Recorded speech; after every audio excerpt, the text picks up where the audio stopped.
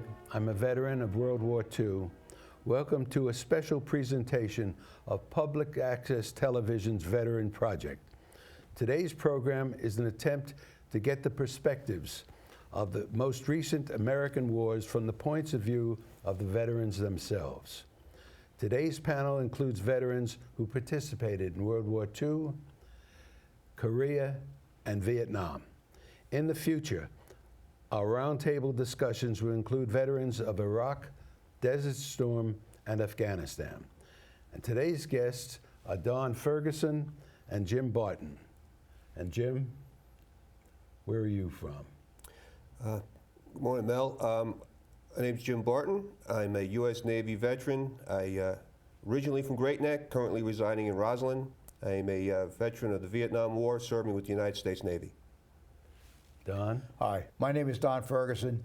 I'm from Great Neck, New York, and now living in Port Washington. And I served in the Army and in Korea and all over other parts of the world. How did you get into the Army? Where did you start? I started at age 16 in the National Guard, right, National Guard, and I lied about my age.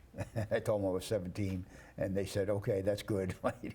And that was it. So I got in there that way.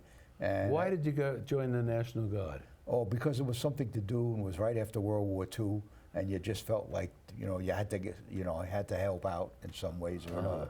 So I started really young, and I lied about my age, of course. And it was quite good. And Jim, how about you? Well, I enlisted at 18. I turned 19 in boot camp. The reason for joining the Navy was because the draft was still in effect. And the Army was starting to knock on the door, and I had some friends, some older friends that had served, and told me, you might want to go Navy. It might be your best bet. That's interesting, because I enlisted in December '42. I was 19 at the time, and I had two reasons. One, we were attacked. Japan attacked, and then Germany declared war on us. And the second one, it was Hitler. And Hitler was attacking and killing all the Jews, and I was Jewish. So I had two reasons, my country and my religion. And so I enlisted in the Air Corps, the Army Air Corps. I was cadet. You had to be right up there. I was 182 pounds when I enlisted, and they said, "Mister, you want to be a cadet?" "Yes, sir." "You better lose that pound." And I lost it. How about you? What did you do when you were in service? I started out as, because I was National Guard, and I made sergeant at 18 years old. Oh my God. So I was Sergeant E5 at that point. And, but really no experience, really little experience. And so I tried desperately to get some experience. And it was quite good. I did that. And doing what? Oh, well, I was in communications. Oh. So I used to run wire, climb telephone poles, and so forth and so on. And so that's how I started out. Right. And then in Korea, what did you do? In Korea, I was again communications, and I served in the infantry unit in communications. But you did very little in communication other than run wire along a road and so forth and things like that. And primarily, you worked in combat. That was it. You always carried a rifle with you and so forth. Jim, when you were doing, what was your activity there? Well, after basic training, went to school in Memphis for naval aviation, which pretty much was preparing the students there for duty on aircraft carriers. And I eventually was assigned to the USS Bonhomme Richard in San Diego.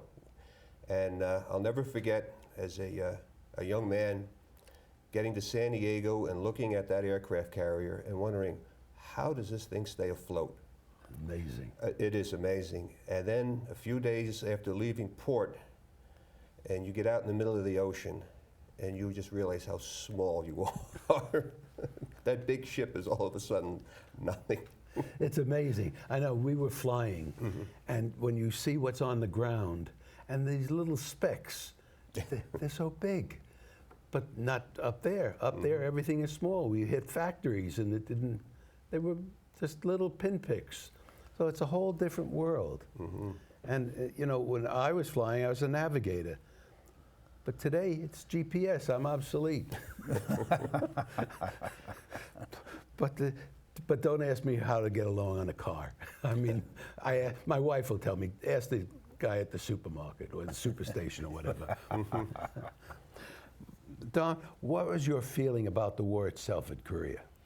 Well, I didn't know that much about it, and I just thought that I could certainly help out by joining and doing something that they might want me to do, and so that, you know, that was it. I wasn't really sure about what the Koreans were about or what the Chinese were about or anything else of that at that time, but it just a surprise. Did you have any idea of why you were there? Why the U.S. was there? Well, yeah, I did. Yeah, I did, and I understand because we wanted to help out with these third world countries, and so that's what happened. How about you, Jim? Well, as a youngster going in, like Don had mentioned, you don't have a great sense of what's going on. You kind of learn through experience. Your basic idea is to, you know, stay alive and get home. Yeah. It's not till I'm sure years later for all of us that we finally, you know, thought about or read about what actually took place and what we participated in. As far as we knew, we were just over there fighting communism. Did you have any other feeling about what people thought about the war? Well, it wasn't until you got home, and especially for a number of the Vietnam veterans who came home later on, that they were treated so poorly. And not everywhere, I'd like to add, because in my own experience coming home to Great Neck, I guess because of the Merchant Marine Academy and the military presence and so many veterans working there at the time, you were welcomed home. And the local American Legion and VFW posts for the veterans did welcome home the Vietnam veterans in Great Neck. It didn't happen everywhere, unfortunately, but we felt welcomed, and they appreciated it. Yes, there was some controversy, and there still is, but it was great to get home and then try and help your fellow veterans that you know might need something. How about you, Don? Do you have any attitude toward the war, or did you get any when you came back? Well, yeah. When I got back, of course I went back to Brooklyn, and it was always surprising that a lot of people just didn't know that much about it and what was going on, and what we were going through, and it was very, very difficult at first, trying to get back into civilian life and so forth, doing that. You know. Did you see any combat at all during? Yes, yeah, I did. Yes. What kind? What? Well, in the Korean War, you were of course in foxholes, and you were always making attacks and so forth, but you never knew exactly what was fully going on because you were just following what other people were doing. That was pretty much it until you were a certified sergeant, and then you were in charge of a platoon. I was in charge of a platoon. When I finished up in World War II, we were heroes. Everybody was a hero when he came home. You were greeted. It was fine. As a matter of fact, when we came home, when I finished my missions, we had some other guys we met at home. We went out to nightclubs, whatever. Nobody let us pay for a drink. This was, you know, we were the standouts. Everything was great. And World War II, you knew why you were fighting. You knew who you were fighting. It was a whole different thing. Did you have that sense when you were going? No. I don't believe the average Vietnam veteran did. Now, my branch of service, the Navy, we didn't get, we weren't in country. Right. So my attitude, my feelings, I'm sure, are different than those poor guys that were assigned, as ground pounders, as they're called, the Marines and the Yeah. Army, and those others that were, in there. But the overall feeling, again, you were young, you weren't quite sure. It was later on that people started forming opinions, and But the big welcome home, we had to throw our own parade years later as we built our own memorial. Yeah, yeah. In an aircraft carrier, did you have any attacks on you like they did in World War II with the kamikazes? No, but there were times when we would assign one of the new fellows to a kamikaze watch up in the tower just to see how long he'd stay up there, just to have a little fun with him. Yeah. But no, fortunately, we did not. Our biggest enemy was fire. And while I was in boot camp, that horrible fire took place on board the USS Forrestal. Uh-huh. And right after that, everyone in basic training became a firefighter. Everyone went to firefighting school, and every break you had, whether you were on R&R or whatever port you might hit, you took another firefighting course. That's amazing. And that was the big enemy, the fire. How did that happen? I mean, Well, there were numerous fires on carriers, the Forrestal, of course, being the worst of it. But when you're moving planes and loading ammunition and jet fuel, and the ship is rocking and so much is going on, accidents happen. So everybody had to really be on their toes and look out for each other. I was always amazed at landing on an aircraft carrier. I mean, we had enough problems getting off on a regular airfield, but that must have been unbelievable. It's a controlled crash. As an Yeah, aviator, you would understand. Yeah. But just let me add to that, if you don't mind. Once we came back from Vietnam, we were assigned duty off of San Diego, and we were bringing on board pilots to land for their first landings on an aircraft carrier. Now that's some dangerous duty. Oh, yeah. The first Well, you know, time. it's interesting. When we were flying, you fly formation, there was a curve that you had. When you're starting out, the curve was like this, and then as you learned how to fly a little better, it came down here, and then at the end it came up again.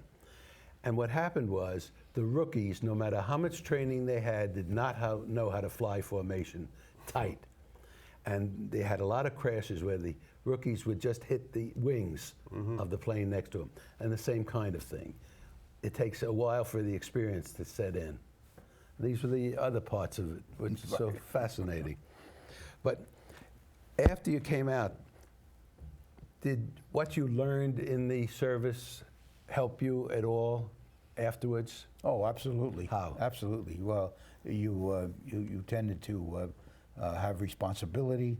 You knew exactly what you had to do and what was expected of you, and so you worked hard to do what has to be done. But any specific skill? Well, it was communication, so yeah, I had a lot of skills in communication. Right? Do you do that in civilian life? I went to work for the telephone company. Yeah. Oh, so Yeah. that really helped Yeah. you then? Absolutely, absolutely. Right. How about you, Jim? Well, there wasn't a lot of call after I got out for people who could help pilots land on aircraft carriers. I looked into want ads and never found it, but the overall experience, you grow up quickly. Once you're away from home and you go through boot camp and your basic training and you're assigned to wherever you're going, you're out there, you're on your own. No matter what outfit you're with, you're still responsible for yourself. And boy, don't the parents notice that when you come home. Yeah. Mom and dad are looking at you like, what happened to my little kid? You learn a lot. You grow up quick. When you came home, were you able to talk to your parents at all, or to your friends who weren't in service? Take one at a time. The only friends I spoke to about it were veterans themselves. Young fellas just back from whatever branch of service they might have been in, or they're going in and they're asking questions. They haven't been overseas yet. The parents, they have a few questions. Are you okay? Did you get enough to eat? These type of things. But other than that, no one really asked. Nobody was too concerned. Nobody came forward to say, what was it like? What did you do? No, it didn't happen. Do you have anything? Same. It was. You didn't get questions in that regard, and if somebody asked you, you told them a story about what it was like and how you managed to get through it. That was about it. I found when I came home, it was very difficult talking to anybody who was a civilian. That I felt they wouldn't understand what I was talking about. And now, even 50, 60 years later, it's still a little bit, it's history more than actual. And at that time, I had to go looking for friends who had been service so that we could talk. And I don't know whether that was the same kind of thing that you felt when you came home, that you had to do the talking with other people, not just them asking questions. Did you have that? Sometimes a conversation would start and you'd be explaining to them your job in the military, and they would just look at you like they didn't have a clue what you're talking about. So, but if you were with fellow veterans at a service club or at a group, the stories just came out and you were able to relate. Whether it was Army talking to the Navy or Marines talking to Air Force, you all pretty much understood the lingo. Yeah, as I say, yeah. Did it matter whether it was Vietnam or Korea or World War II or anything else? Not at all. I found a lot of the World War II vets had questions, though. They wanted to know how much it had changed, especially gentlemen who served on aircraft carriers like I did. You know, and I don't know if it was the same for those of the guys who were in country. Yeah. You know, what's the new rifle or tank like or anything else? But yeah, that's the way I found it to be. Did you find the same thing? Yeah, well, I found that, of course, the wars were different between World War II and with the Korean situation, and I think it was worse in World War II from what they accomplished and so forth, and it was very difficult for them. In Korea, you stayed in your area that you had to be in, and so you knew what you had to do, and that was what you did. But did you know the enemy? Like when we were fighting, we knew who they were and we knew their uniforms. We knew what they were wearing. They knew everything about them. Did you have that? No, you because they wore all different kinds of things, and they were from different kinds of units and so forth, different locations. So you pretty much didn't know, and you didn't pretty much see anybody until they attacked up a hill. And what happens then? Oh, then you were firing back at them, you know, and they were firing at you. Right? Yeah. So, and pretty much you always had your head down in a hole. But did you know the difference between the South Koreans and the North Koreans? Oh yeah, you could tell. How did you tell? Well, with uniforms, that's all. But if the uniforms, did they have uniforms or did they use something else? No, they had uniforms. They had uniforms, yeah. And the South Koreans were quite good. They were very militaristic, and they were very dependable, and they would support you. And how did you feel when you finally finished? I felt good. I was